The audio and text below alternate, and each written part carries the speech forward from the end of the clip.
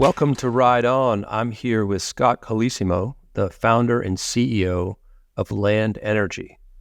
How you doing, Scott? Doing great. Thanks for having me on. Absolutely. So Land Energy, an amazing company with vehicles out there, made in Cleveland. I think that's very proud. If you look at that website, you can tell. And Scott's background, of course, being in Cleveland with another company before this, a vertically integrated solution and a team, I think, focused on, I'd say, a lot of different aspects of the future of mobility. So Scott, let's just start there. How'd you come up with the idea for Land Energy, and give us more on your background? So in 2009, I started my first mobility business. The company was Cleveland CycleWorks, and went into kind of the old boys network, which was motorcycle manufacturing, right? And, we didn't do anything revolutionary. We just provided good quality, good cost vehicles that were very focused on design. And we focused on what we called kind of a platform approach, right? We had a bobber, we had a scrambler, we had a cafe bike, and then it was like a fine tailored suit. You can highly customize them. So, the whole industry was kind of treating what I call the kind of entry level bike is like, oh, poor you, you're so lucky to have this cheap, shitty scooter. Poor you, but eventually we'll get you into the $15,000 bike mortgage, right? And, at that time I was like, why do all of the entry-level bikes suck? There's nothing out there that any of my friends or I wanted to ride. So that's really how we got into gas motorcycles, is we just wanted affordable, fun bikes to ride. And it's like, that was the product, right? We weren't trying to step you up into something more. Scaled that for a couple years, scaled it globally. We had manufacturing in the US, China, CKD manufacturing in Indonesia. And right before I sold it, we went into India. Everyone knows I cringe when I say COVID, but COVID was kind of what it stopped our entire manufacturing operation, right? We couldn't get anything. We couldn't get material, couldn't get product. We went from making thousands of bikes a year to nothing.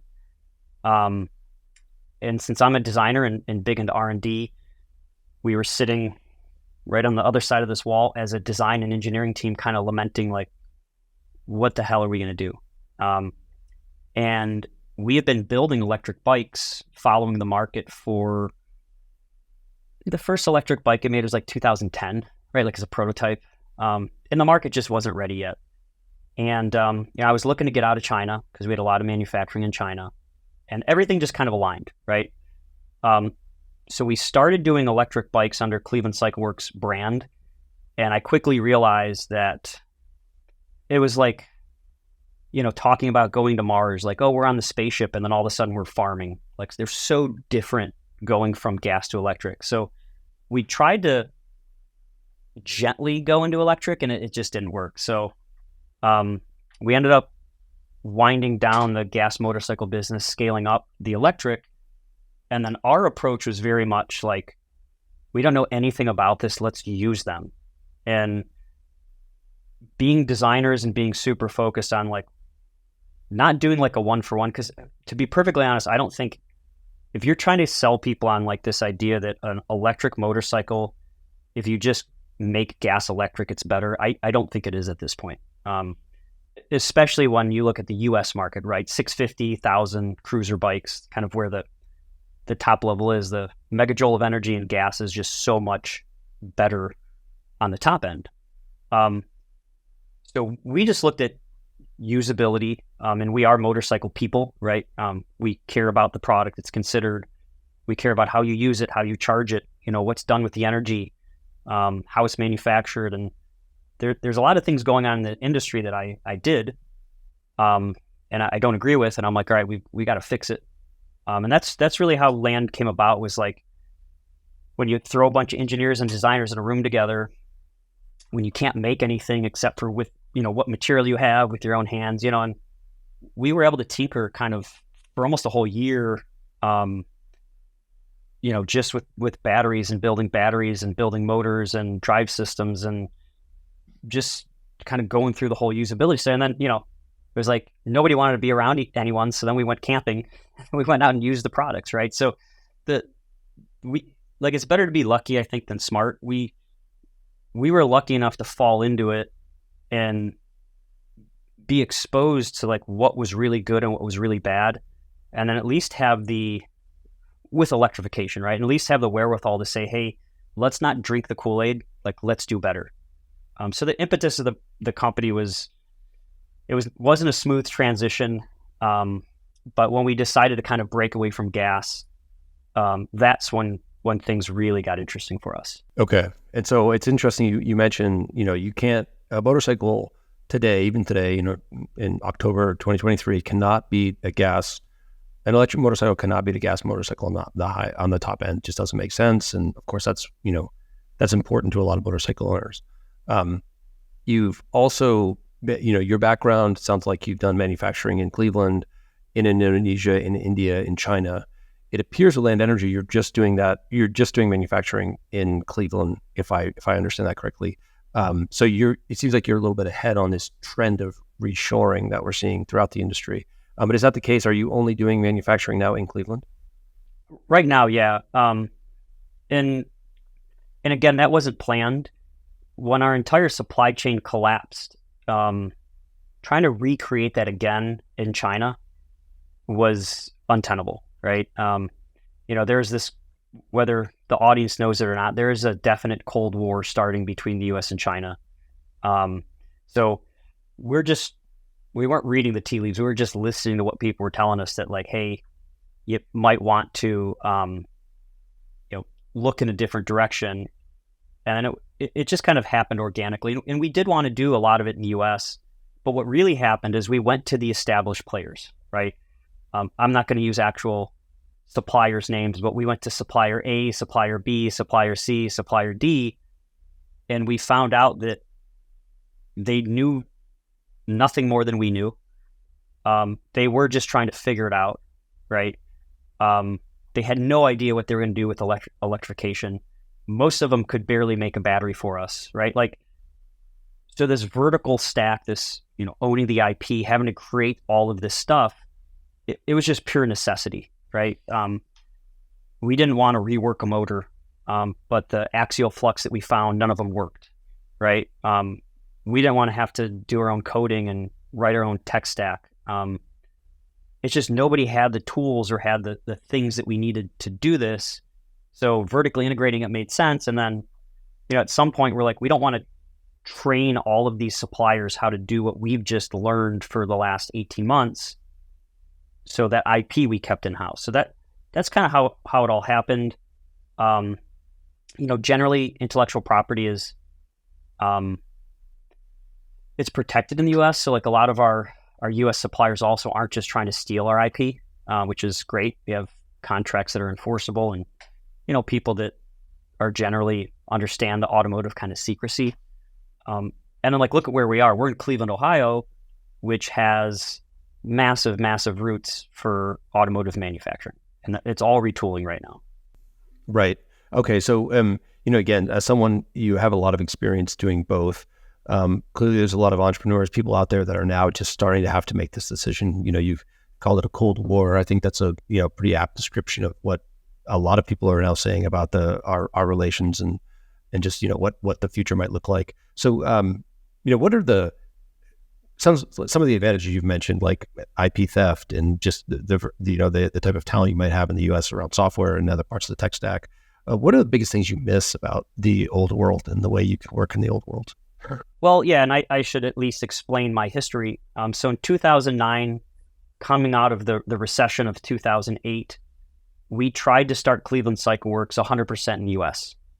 But I started with $8,000. We had no money, right? So we really had to bring in partners that were well capitalized and believed in our dream.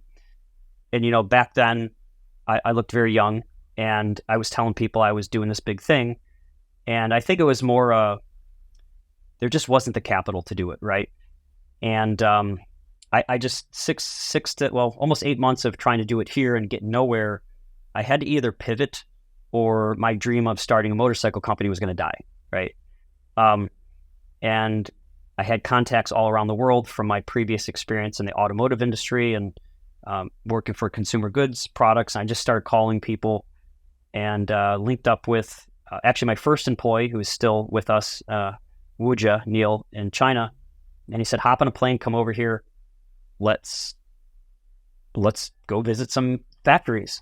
So the way I got in China was very bizarre. I just hopped on a plane. I think I didn't leave for 2.5 years when I landed.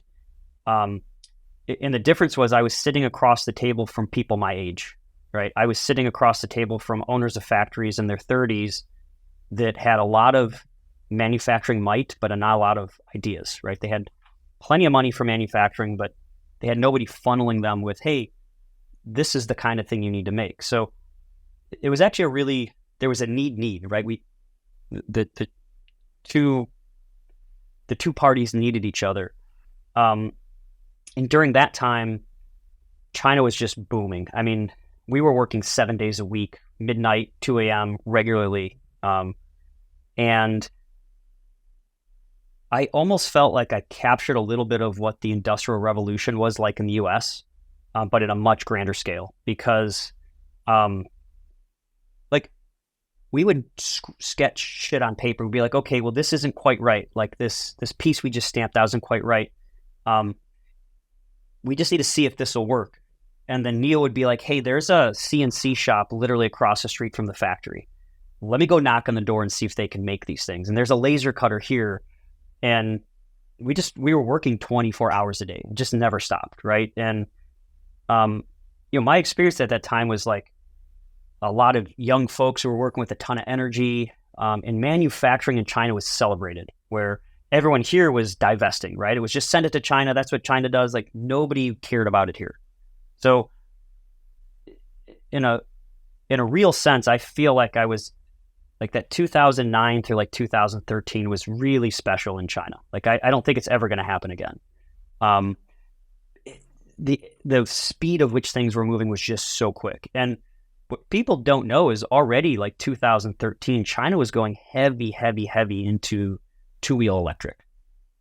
It was already a big focus there. So, in many ways, I miss just that kind of newness and that freshness and that spark, and there's always something new. And I don't miss all the IP theft and all the dog eat dog stuff, but I think that sort of that work cycle, especially I was in my 20s, so it was easy to work 20-hour days. There's no problem. Okay, so just the energy and just the pace and the feeling that something very big was at hand.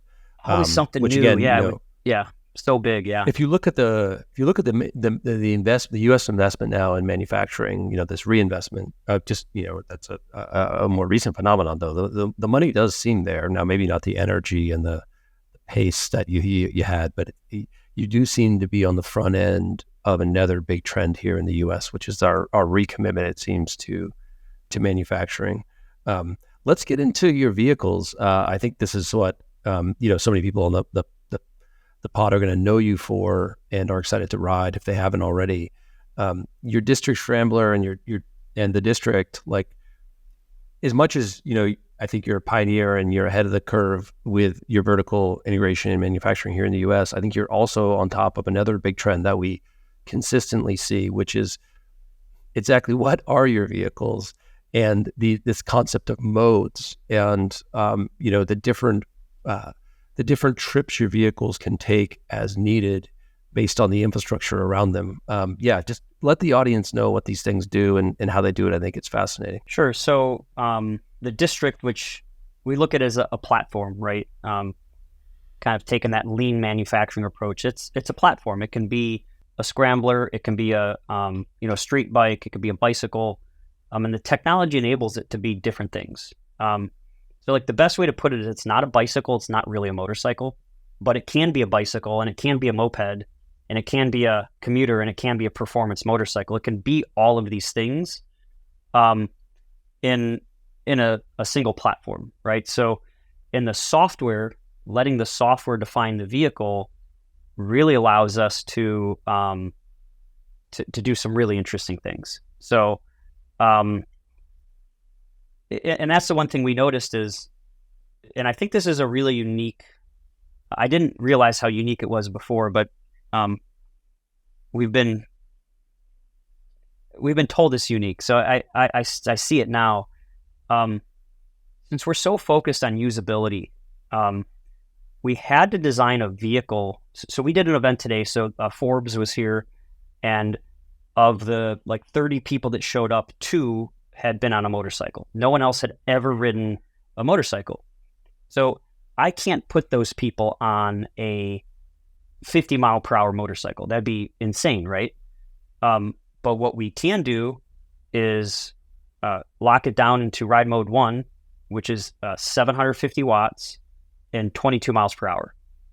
And since it's 2 brakes, it's a handbrake, front and rear, and then the throttle, we can easily get people onto a platform, and you grab the brakes with 750 watts, it stops the bike, right? So there's no whiskey throttle, there's nothing.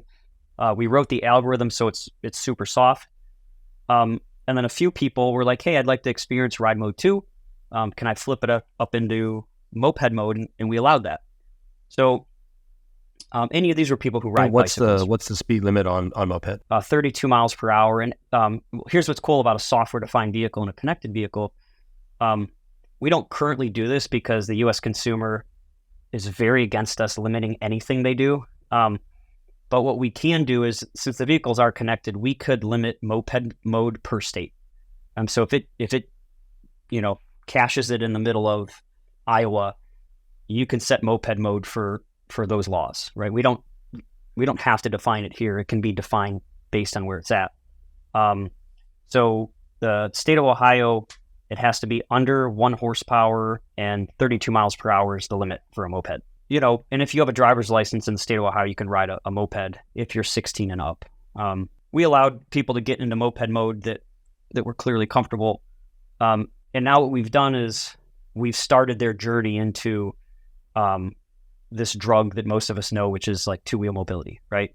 And we've done it safely or as safe as we can. Because we've gone now from never riding to, okay, I've articulated the throttle. I know how that works. I know that it throws me back. I know where my front brake is. I know where my rear brake is. No matter what you do, you grab those brakes, it stops. And then it steps up. And we've had some people say, hey, just lock the bike down from the factory into moped mode. And that's all I ever want it to be. So the software-defined nature of the vehicle is really important because motorcycles have about 5% penetration in the US, maybe 7%. So most people aren't motorcycle riders, right? Why would we go for such a small market? That to compete with the Hondas and the Suzukis and that little space, it's very difficult. So we're kind of carving a niche, and like we talked about before we started the podcast, we're trying to figure out where these things fit. The bikes all have DOT, so they've got DOT headlights, brakes, Pirelli tires, Shenko tires, DOT wheels, burst tested brake lines. They are road going vehicles. And that's the first thing we did is said, well, no matter what, you can ride a DOT bike. A DOT motorcycle is a bicycle. It is completely illegal to ride a bicycle above 22 unless you're a pedelec, because then it's in the realm of the federal FMVSS. So here's what's difficult though, because you're riding a bike at 22 miles per hour in the city of Cleveland and you're a target. It's scary, right? It's scary to be on the road to only be able to go that fast. So we're in this weird gray area where there's actually technically no laws that will allow a vehicle to do this, because the laws were written, for the bicycle, moped, motorcycle laws were written for CCs, right? How big your gas engine is. And then the bicycle laws that came to the industry, as we all know, were brought over here by the bicycle manufacturers, right? Trying to carve out their own little space. So this transitional product that is not pedal assist, that's not, 1,000-pound motorcycle that's going to go from Ohio to California. There's this new gray area that for us is like the perfect space for electric. And it's just there's no like absolute right now in this market. Yeah. Okay. So You said a lot there. That was awesome. I think the thing that, if I were to play it back a little bit, you are a software-defined platform for a vehicle. That vehicle can go anywhere from a class 1 to 2, it sounds like, based on, if I understood you correctly, e-bike, up to a moped, to a motorcycle, to a performance bike. There's sort of these 4 modes. But at the same time, so while you can do this all between the idea of of course, the electric drivetrain and everything else you control the system with, the infrastructure isn't software defined yet. And so the government is, of course, behind significantly on this. So while the government is probably very happy with you for your reshoring and your vertically integrating in Cleveland for all the reasons that we would know, they're probably pretty upset about this idea that you're now introducing a vehicle that they have no idea how to define, given the current limitations of our infrastructure. And that's fascinating. And again, I shared this a little bit with Scott beforehand, but we're dealing with this in California, right, where a new bill, that Assembly Bill 43, AB 43, has passed. It's now being rolled out, will be technically official as of July of next year, in which basically most cities in California will be able to take speed limits down significantly on the roads that they govern, so city roads. The challenge, of course, is re-educating everyone on that, getting that new information out there, literally changing speed limits everywhere. Now, again, with newer cars, for instance, they're software defined in that if they're on autopilot and they've gotten this latest over-the-air update that, now that the speed limit is no longer 45, it's 35. That's great. But for everyone else, it's kind of like this re-education process. And it's amazing to think, wow, what Scott's doing, what Land Energy is doing is something very similar from the other side, which is we want to create a software-enabled vehicle that's going to actually make, as much as it's thrill-seeking as well, I'm sure, level 4 is very much thrill-seeking. Levels 1, 2, and 3 might be seeking safety, might be seeking the best mode for the trip. And that's really cool and fascinating. And so let's fast forward 10, 20 years, Scott. What do you think what are the roads? What does a software-enabled vehicle look like? Has everything been rewritten so that I can take my one vehicle, now it's a land, it's the district scrambler, and I can go 22 when I need to go 22. I can go 37 when I need to go 37, or I can go 55 when I need to go 55. What do you think happens? Sure. Well, our recommendation to all of our riders is to get a motorcycle license. That is our recommendation because, if you do get pulled over, it's pretty simple, right? If you're going under 22 and you show the police officer, hey, I'm in ride mode 1, here's my document that says, what this is, great, you're within the law. But as you know, and I know, almost all these e-bikes are being boosted, right? So that's the reality. At least we're doing it from the safest way possible. DOT brakes, proper glazings, all that. How about, Scott? So on this point, you're in the bike lane, you're on the district scrambler. Clearly, it looks a little weird, right? This thing looks bigger than the traditional pedal bike, definitely, and also e-bike. What's the weight on the district scrambler? What's that gonna look like next to a rad runner? Sure. So the district, it starts around 180 pounds and goes up to 200. So that was intentional because we had to get we wanted at least 120 miles of range at an average of 35 miles per hour. So if you go slower, you can get 100. I think most we got in e-bike mode about 170 miles. So that's the trade-off, right? The faster you go, the quicker you kill the batteries. The slower you go, the more range you get, but less fun. So they're heavier, right? They've got to be heavy enough to be able to go. So we're currently limiting the bikes to 72 miles per hour, the motorcycles.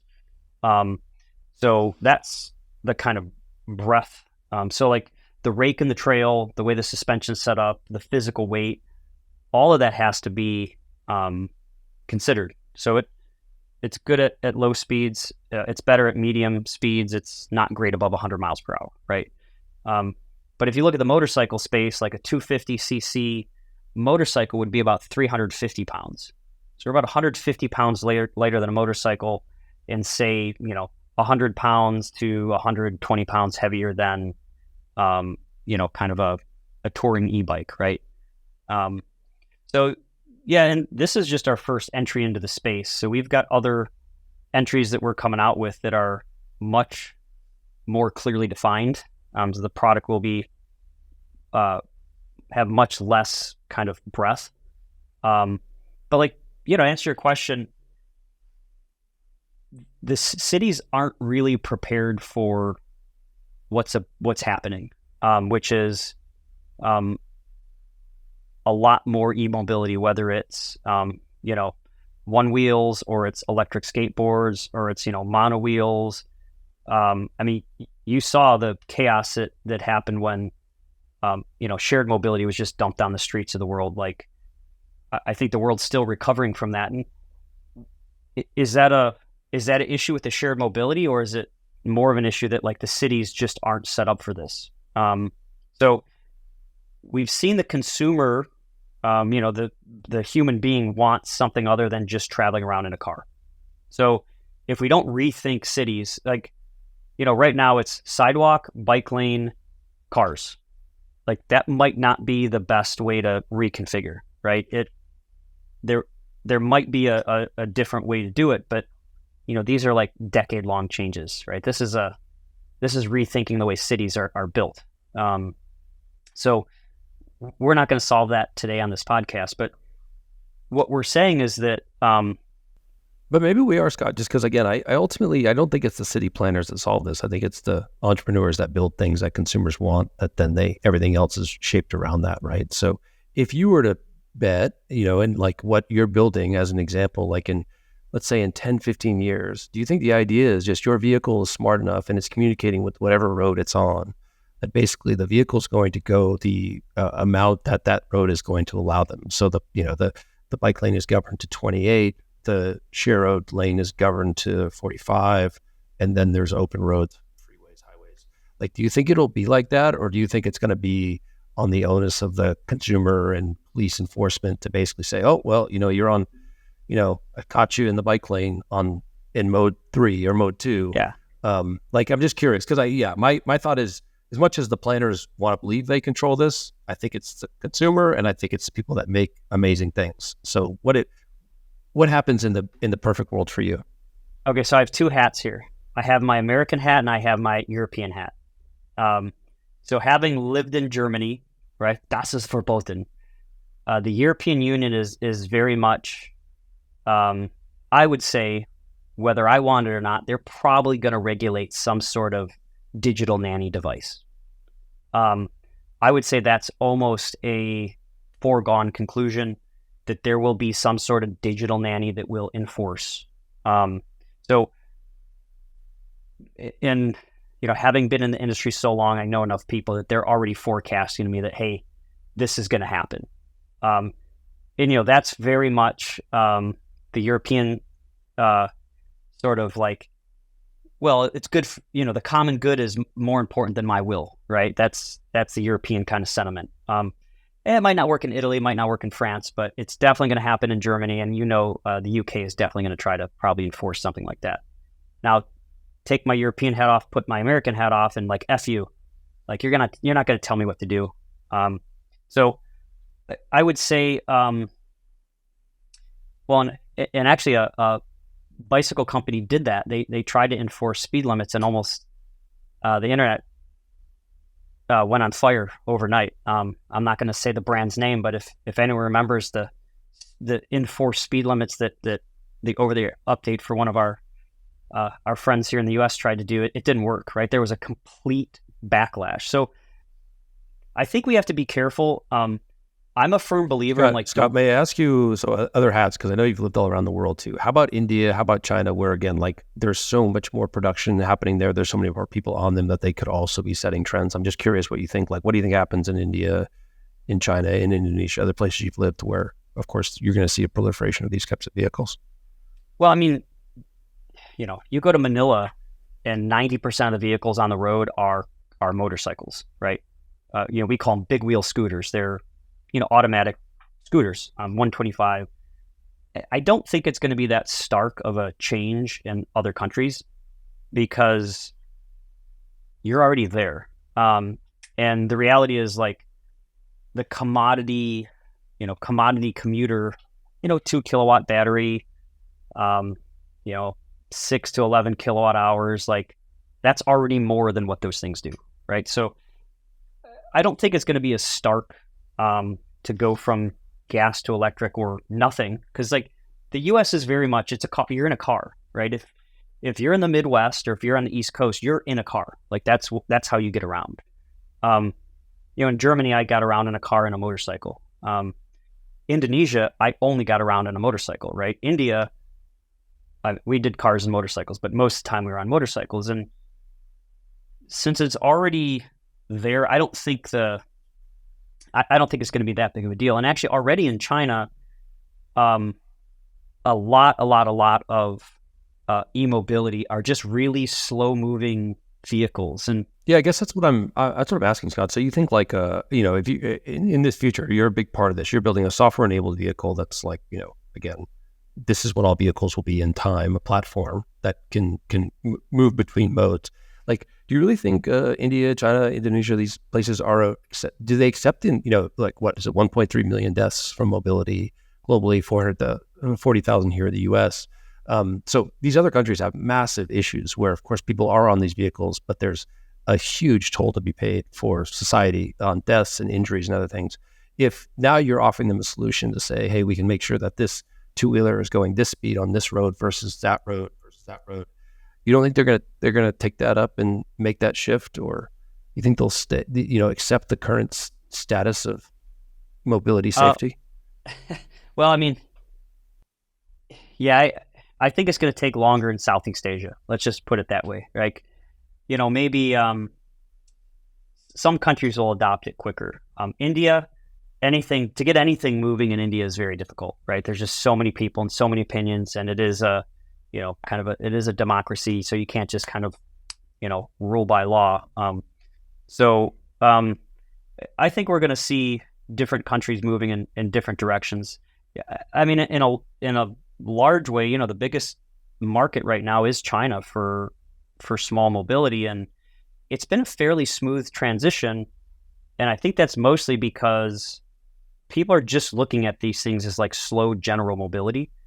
The reason that doesn't work here, right? We've seen a lot of like just kind of slow speed Chinese kind of bicycles or like scooters come to the U.S. is in China, it's like you hit a green light and the bicycles and all the scooters just kind of slowly take off and the cars do their thing.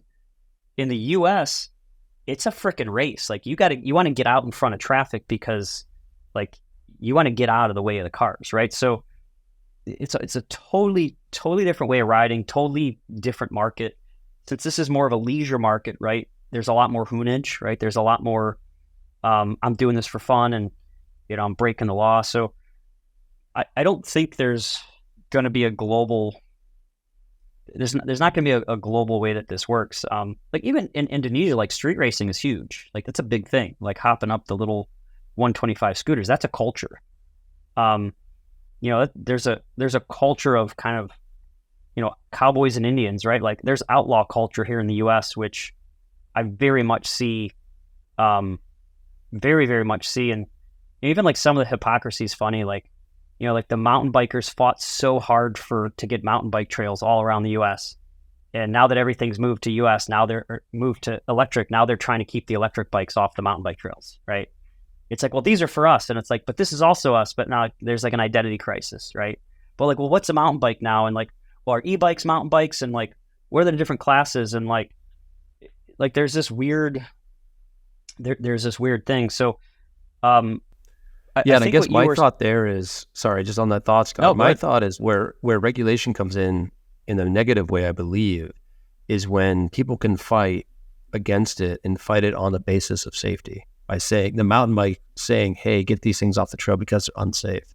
And it's almost, to me, it seems like it's a race to show that these newer modes with this software-defined, platform can show that actually these are safer, right? Like I go back to what you said originally, roughly 2 out of the 30 people you saw will ride a motorcycle, right? That's culturally a safety issue, right? You always have a couple crazies, but the majority of people are just like, whoa, that thing is not safe, right? the ability to start to show that these are actually safer, smarter. I'm so intrigued by this idea of what your vehicle could do from a safety perspective, at whatever speed it needs to go, is superior to even, the mountain bike, which has no governor, which is human powered, but has all kinds of ways that it's not safe, all the way up. And so, I think the new modes get beaten back if they get beaten back by the legacy folks that don't want them for all sorts of reasons, but also can prove that they're somehow less safe, which, I don't think is true, but I think that's potentially how we lose this war. Yeah. Well, I mean, let's be clear. The legislation, it's coming. It's coming globally, whether we want it or not. We've always taken the approach, which is be as safe as possible, right? At least on the safety and the compliance side, be as compliant as you possibly can, because when the regulation hits, if you're most compliant, it's most likely not to affect you. But what we're seeing right now is exactly what you're seeing, right? There's kids taking bicycles and boosting them to 42 miles per hour, right? With brakes that can't handle that kind of speed because of the weight, right? So bicycle brakes, you're going 40 in a 20-pound bike with a 30-pound kid, 100-pound kid, whatever. It'll stop. But now you make that bike 120 pounds and you've just boosted it to, 45, 50. The components aren't made for that. So this is something we struggle with all the time. And I think the next 5 years is really going to define what this looks like. It might hit the tipping point where everyone's like, screw it. We got to geofence this stuff. We've got to regulate it. Anything on the road's going to need, that's one way to look at it. And I would say that's most likely what's coming is there's going to be licensing, there's going to be regulation, and we can either be part of the conversation, right? And as you were talking about, kind of as an industry, figure that out together, or it will be thrust upon us, and most likely by people who don't ride. Like it's probably going to come down, from people who don't actually use the product, which, may put regulation in a place that makes no sense. Good old fashioned regulatory capture, right? Where the cars will do the lobbying, they'll win the lobbying, and we'll all go back to driving in big dumb automobiles. But this is what I struggle with. Like this is our struggle here because we're enthusiasts and we care about safety. But we realize that this is this is not a bicycle. This is not really a 1,000 cc or a 650 cc motorcycle. So it's an other, and we're really just trying to figure out where it lives. And, because it's such a new thing in the US, at least, a new thing that it's not a bicycle and it's not a car. There's so much gray area right now that is really got to be explored. Yeah. So, I mean, I think we're with you. We're exploring, and, I hope this becomes a topic at Micromobility America this year. And, you can connect with other entrepreneurs and even policy people and really talk about this, because I don't think this is talked about enough in the open, and it really should be. Well, that's what drives me nuts about this industry specifically is, and as I told you, I don't engage with a lot of it because there's a lot of like religious fervor around the green aspect or the regulatory aspect, or a lot of people spout off like the ideal situation, and they're not living in the real world. They're not living in the world that we live in, which is, let's talk about the issues because they're here, whether we want to actually, they need to be solved, right? And if we don't talk about them, they're just going to keep growing. Yeah, it reminds me of that saying, the only problem with bicycling is a cyclist. Like there's something to that, and I think that's true. And I think we've got to get past that, and the zealotry and all of that doesn't do us any good. I mean, this is about a great way to move for the vast majority of people. And so let's just, common sense solutions, middle ground thinking is often the best way forward. Scott, there's a couple of things I wanted to get to. One is, congratulations. I know you raised some Series A finance in September, which, for a lot of mobility companies that have struggled recently to raise as the macroeconomic conditions change and just the venture capital landscape changes. I think that's a great signal of your success, of both your prior success, but of course, betting on the future and what you're building. Anything specifically about that Series A that you wanted to discuss or mention? Sure. So, we are very much dependent on our next round to keep moving. So I would say we did this a little different. To date, we've raised only $7 million. We've been super scrappy. We've done everything to now with $5 million. So we've seen a lot of companies come in with 50, 90, 100 plus million and burn through it and then get to market. You've got all this pressure that now you've got to sell 1,000 bikes a month, right? Or you've got to do this, or you've, just made 10 million in product and you're sitting on it and you got to figure out a way to move it. So having scaled a global motorcycle manufacturing company, there are just certain things we knew we had to do to just keep, maybe this and not like this, right? And it's difficult because we're doing the hard stuff and it's taking money and we're being super scrappy as we do it. But now we're seeing the market's ready, right? 2024 is going to be a big year for us. 2024 is going to be a big year for this light electric vehicle or this kind of transitional product. So now we need to bring in more capital to scale quicker. But we did a couple of things that, this is what I found in my first company. The nuts and bolts, like the things that people don't care about, are the things that often lead to success. Yes, the design is very important. It is a big part. I'm a designer. It's very important to me. But all of the back end stuff, customer support, ERP system to track our parts, customer relationship, CRM system, like all of those nuts and bolts, if we would have went from 0 to 100, we would have had all the issues that you're seeing right now. So we took a slightly different path. And maybe we could have went a lot quicker if we would have taken a lot more money, but I think we're in a much better place to scale with having product in the market, leading with the product, right? Having the product out there. It's a considered vehicle. We just say get on them. Like you were saying, we say butts on bikes. You said what? Butts on seats. Yeah. So the butts on bikes, when you hop on our vehicle, it's instant. You understand what we're talking about. Like it is a real considered product. Buttery throttle response, amazing brakes, chassis geometry's nailed, the material's right. We've got some amazing tires with these Pirellis that we're using. Some of our partners, we can't compete on cheap. We don't do cheap. We can't compete on kind of bottom basement cost, but at the considered product, a good value product, it's the best thing that exists with what we're doing right now. And we firmly believe that. And the butts on bikes approach is doing that.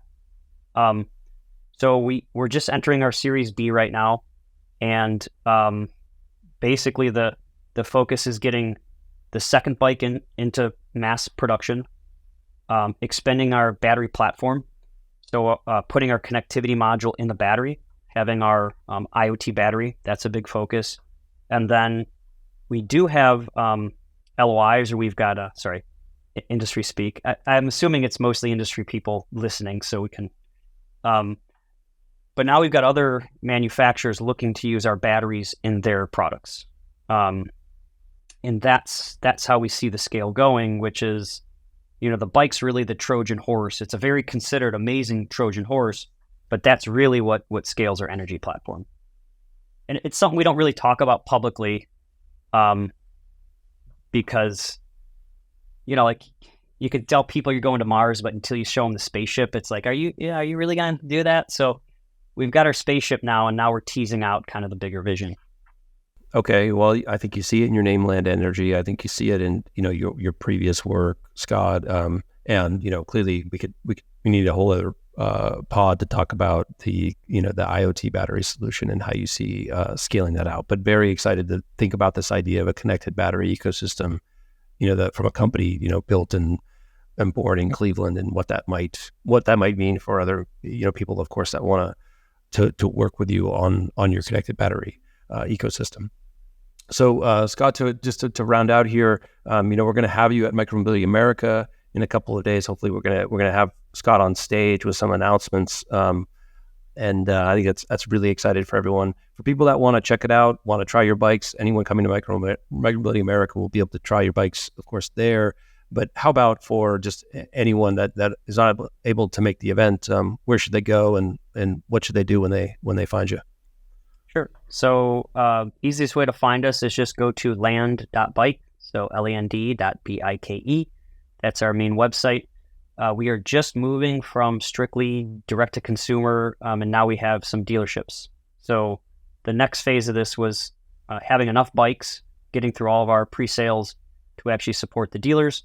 And, that butts on bikes is real to us. So outside of, the micromobilities and the other events, the dealerships are really important. So we do have a couple in Southern California. We have a couple across the U.S. now, but hopefully by the show next week, our dealer finder's up and running, and you can kind of find a local demo near you. But that's going to continue to grow out into 2024. So the butts on bikes is real. When you see the product, you ride the product. That is the best selling tool we have. Absolutely. Yeah, no, I can't wait. I can't wait to ride it at Micromobility America. And I'm well excited to get that dealer network up for people that can't make it, for them to be able to see it and, of course, ride it. Scott, thanks again. Again, pumped to try the vehicles out and see what else you're up to. And thanks for everything that you're building for the community. Cool. Well, I hope I didn't. I hope I didn't go too deep into any subject, but you said open forum. We're just having a fun discussion here. So the way we see it isn't always ideal, but being a manufacturer, I would say that takes the idealism kind of right out of you, and you're dealing with problems on a daily basis. So we're very much in a kind of solve it mode, and the legislation right now, we're in a solve it mode, right? We've got to lean into it. We've got to realize it's coming, be a part of the solution, and we're happy to engage right there. So, well, yeah. Well, thanks for bending the metal for us, and hopefully we can help you with that other stuff. All right, Scott. Thanks so much.